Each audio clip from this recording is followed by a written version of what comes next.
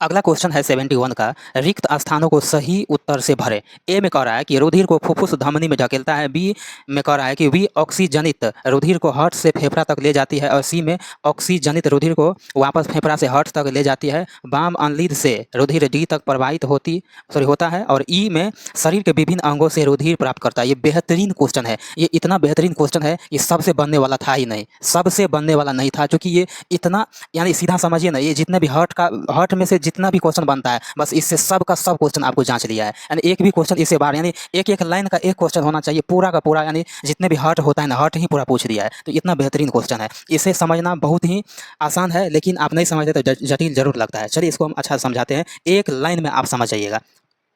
एक काम करते हैं, आपको अच्छा से पहले समझा देते हैं, उसके बाद आपसे ये बनेगा क्वेश्चन को हम डिटेल से चर्चा करते हैं। सबसे पहले महाशिरा, शरीर के विभिन्न अंगों से महाशिरा, देख लो हम लिखते हैं यहाँ पर। सबसे पहले महाशिरा अशुद्ध रक्त को प्राप्त करता है। ये अशुद्ध रक्त को कौन? महाशिरा अशुद्ध रक्त को प्राप्त करके ये सीधा दायां अनलिद की ओर भेजता है।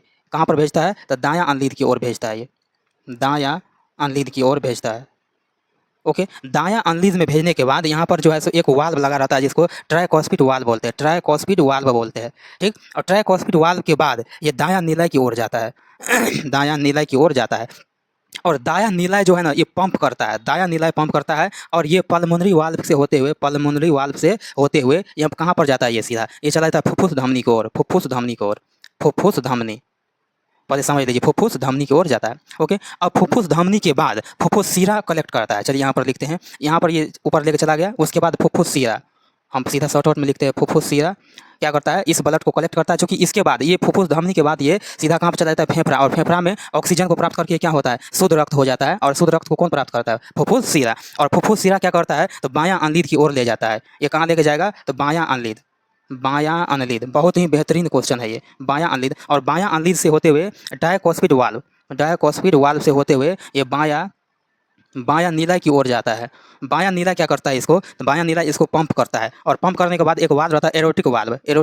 और एरोटिक वाल्व से ब्लड होते हुए कहाँ पर चला जाता है? तो महाधमनी की ओर जाता है। और महाधमनी से शरीर के विभिन्न भागों में क्या होता है? ब्लड जाता है। और याद रखिएगा, ये सबका सब क्या होता है? ये शुद्ध होता है। ये सबका सब क्या होता है? शुद्ध ब्लड होता है। तो यहाँ पर क्या कहता है? फुफ्फुस धमनी कौन धकेलता है? यहाँ पर देख लीजिए, फुफ्फुस धमनी को कौन धकेल रहा है? फुफ्फुस धमनी को तो बोलिएगा दायां नीला धकेल रहा है। यहाँ पर क्या दिया? दायां नीला है, गौर से देखिए, दायां नीला है।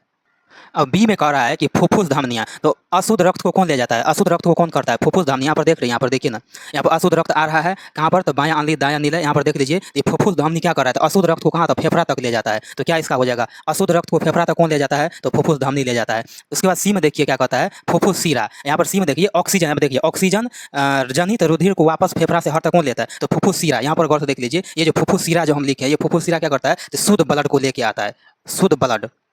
शुद्ध ब्लड को लेकर कहाँ पाता है? तो बायां अनलिद में लेकर आ जाता है। यहाँ पर क्या कहता है कि ऑक्सीजनित रुधिर को वापस फेफड़ा से हर तक कौन लेता है? तो यहाँ पर फुफ्फुस सीरा। तो फुफ्फुस सीरा यहाँ पे करेक्ट हो गया। उसके बाद देख लीजिए क्या कहता है कि वाम अनलिद से रुधिर डी तक क्या कहता है? तो बायां नीला।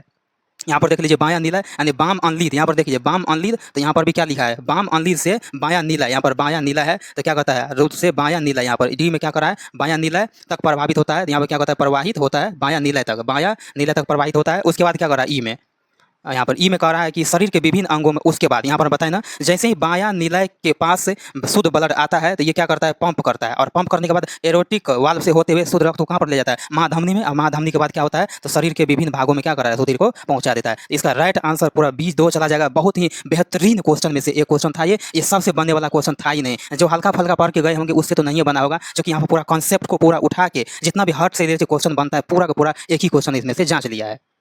अगला क्वेश्चन 70